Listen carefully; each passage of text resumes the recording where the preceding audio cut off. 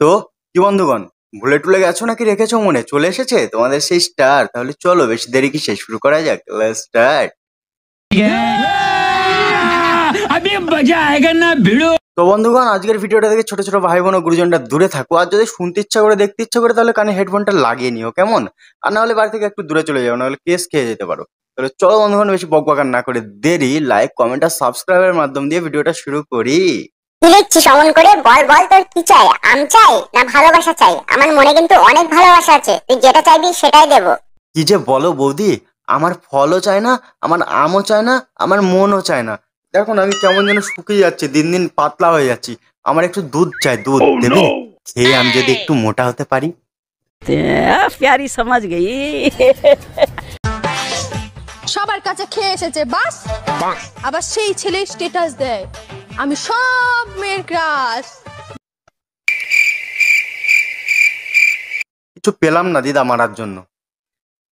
তোমার এখন নাতিপুতির সাথে খেলার বয়স দিদা, তুমি এটা কি করছো? হ্যাঁ, একটা কথা বলো, তুমি কি সত্যিই সুস্থ? আমার মনে হচ্ছে সুস্থ না, তুমি মনে হয় অ্যাবনর্মাল।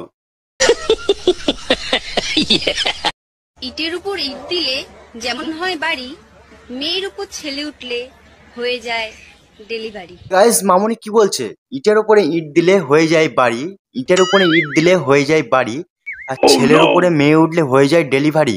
যদি মশলায় না ফেলি তাহলে কি করে হবে মামুনি ডেলিভারি? গরমে সব থেকে আগে দই খাবে।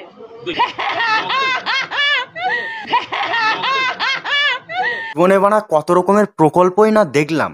রূপশ্রী প্রকল্প, যুবশ্রী প্রকল্প, কন্যাশ্রী প্রকল্প, এমনকি লক্ষ্মীর ভান্ডার প্রকল্প। কিন্তু রচনা দিদি যদি জিতে যায় তাহলে দুয়ারে কিন্তু দই প্রকল্প করবে। যারা যারা দই খেতে ভালোবাসো তারা একে বিজয়ী করো, বুঝতে পেরেছো? শুনলাম রচনা দিদি নাকি একটা গরুর রচনা করেছে।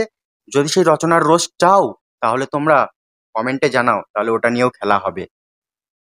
থুতু দিয়ে মারো গুতা, ঢুকে যাবে শুয়ে সুতা।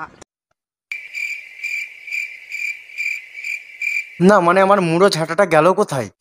আর দিদা, তোমার ওই জায়গাটাতে আর মনে হয় না যে থুতু দিতে হবে, কারণ ওটা দরজা হয়ে গেছে, নিমেষেই ঢুকে যেতে পারবে, বুঝতে পেরেছো? আর এই দিদার মনে হচ্ছে যৌবনের পোকা নাড়া দিয়েছে।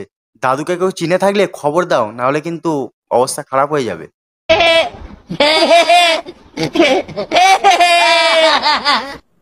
কবি বলেছেন, নারী আটকায় অর্থে আর পুরুষ আটকায় গর্তে। যদি আমার মনে হচ্ছে তোমার ক্ষেত্রে না একটু আলাদা, কারণ তুমি সোশ্যাল মিডিয়াতে এসে খুলে টুলে টাকা উপার্জন করছো, আর তোমার পুরুষ অন্য জায়গায় গর্ত বোঝাই করছে, তাই না? আজকের ভিডিওটা এই পর্যন্ত। ভিডিওটা তোমাদের কেমন লাগলো সেটা কমেন্ট করে জানাও। ভালো লাগলে কাছের বন্ধুদের কাছে শেয়ার করতে একদম ভুলবে না।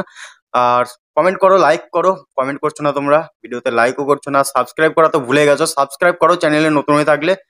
আর কাকে নিয়ে ভিডিও চাও, কোন ভিডিও তোমরা দেখতে চাও সেটা কমেন্ট করে জানাও। চলো দেখা হচ্ছে নেক্সট কোনো ভিডিওতে। আজকে এই পর্যন্তই।